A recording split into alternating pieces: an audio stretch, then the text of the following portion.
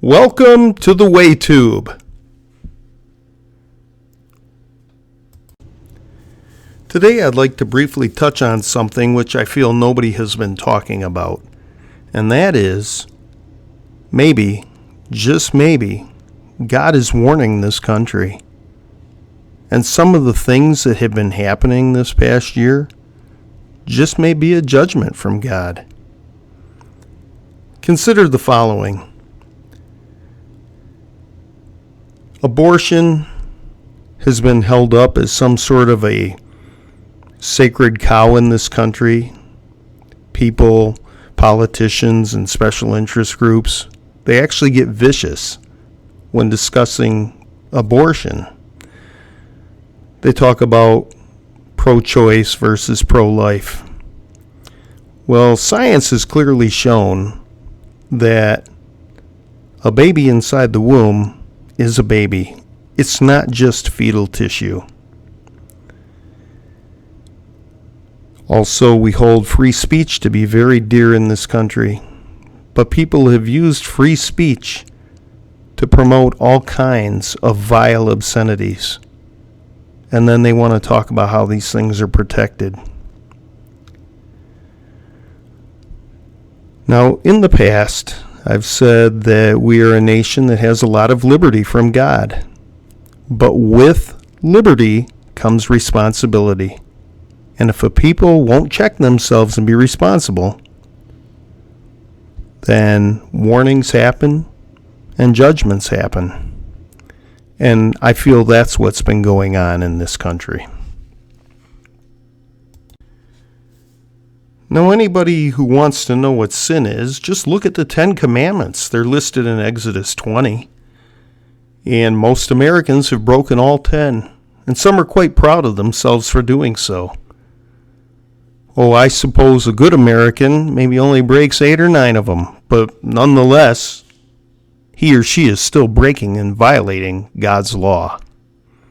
I know some of you don't like to hear about law. You want the freedom to do whatever you want to do. And that's fine. You can disagree.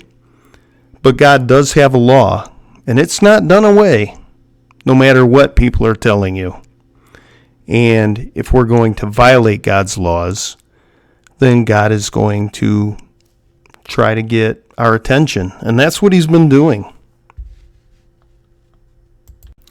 Jesus gives us a brief outline of these things. In Matthew chapter 24, I urge you to turn to that chapter and read the whole thing for yourself. The apostles start out by asking Jesus to tell him what are the signs of his second coming and when will the end of the world be.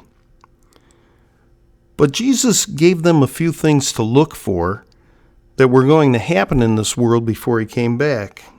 And he said that in verse 5, he says, many would come in his name and would deceive many. Indeed, we have preachers on TV claiming to talk for God.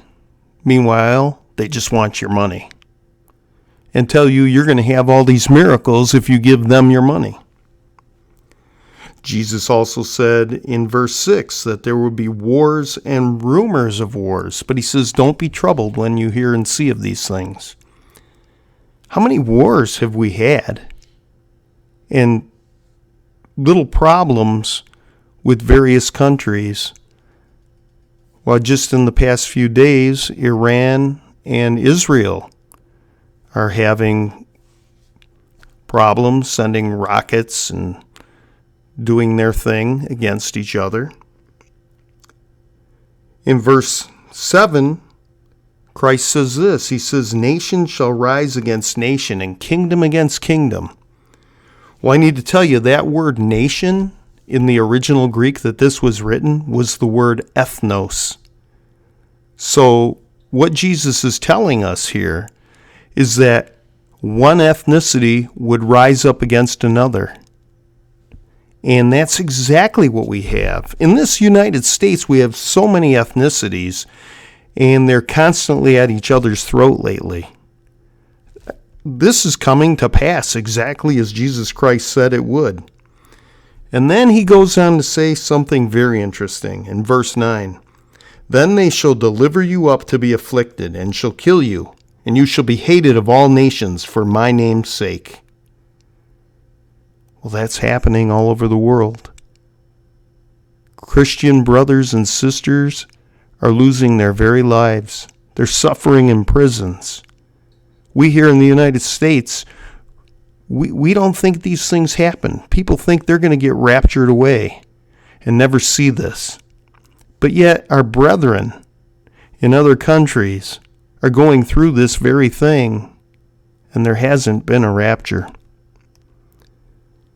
And then in verse 10, Christ says, and then shall many be offended, and shall betray one another, and shall hate one another. Indeed, we're seeing that in our country. If you don't speak the social justice warrior message, then people don't like you. They're saying that Christians are bad.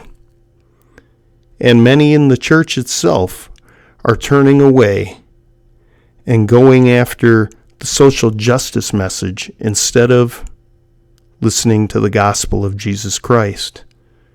And they'll get mad and because somebody doesn't take a stance that's popular today in the popular culture, they'll get mad and they'll leave a church.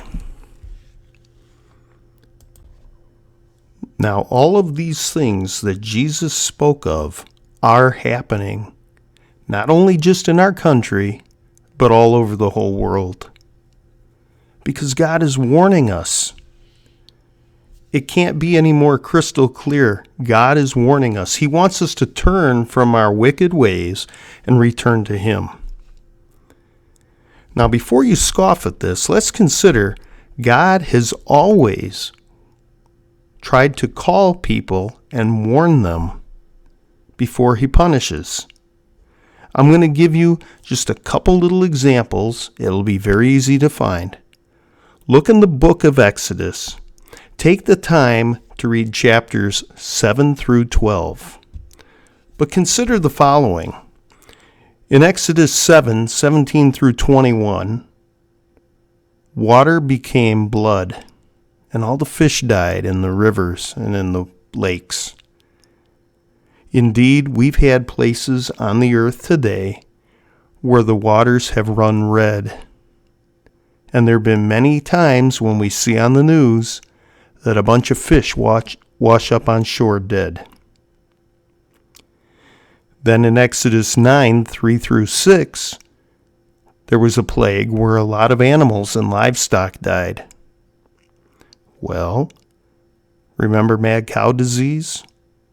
Or how about the great nation of China having to destroy their pork herd because these animals were sick and dying? Then if you go through the same chapter, chapter 9 of Exodus, and look at verses 15 through 23, you have pestilence. Pestilence is sickness and disease. It's also plagues of insects, that sort of thing. Well, we've had that. The whole world has been dealing with the coronavirus. That is a pestilence, and people have died. And then it talks about hail. There's been very large hail in various parts of the world. And China had hail that was about the size of a baseball and shaped like a coronavirus. Is this just a coincidence? Or is God trying to get our attention? Also briefly, I'd like to mention that there have been locust plagues all over the world. In Exodus 10, verses 12 through 15, you can read about the plague of locusts God sent on Egypt. Well,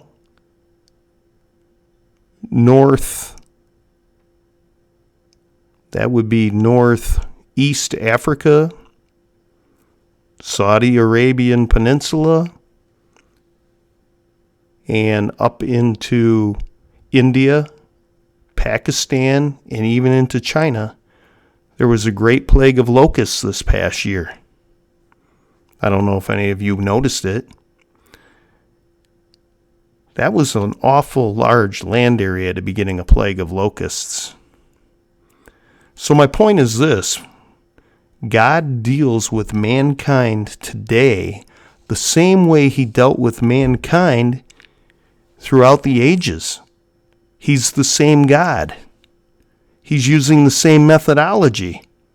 And why would he use that same methodology? The reason is because so we can recognize when it happens. It was written in the pages of the Bible. And when we see these things happening, and they're all happening together, then we can know God is talking to us. We better listen.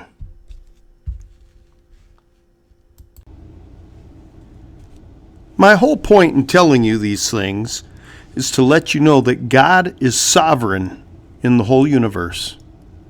And it's God who brings things to pass in this world to correct people, to encourage people, to help people, because God loves us and he wants us to return to him.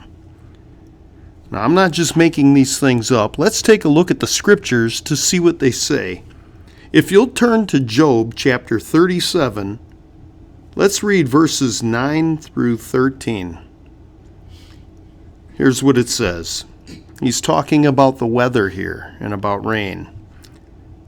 From its chamber comes the whirlwind, and cold from the scattering winds. By the breath of God ice is given, and the broad waters are frozen fast. He loads the thick cloud with moisture. The clouds scatter his lightning.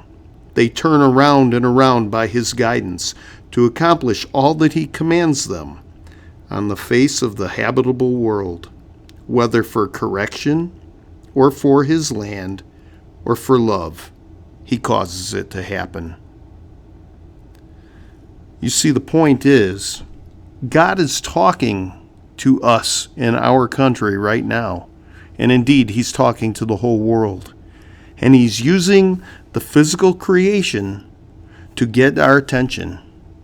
And because of his love, he's calling us back to him.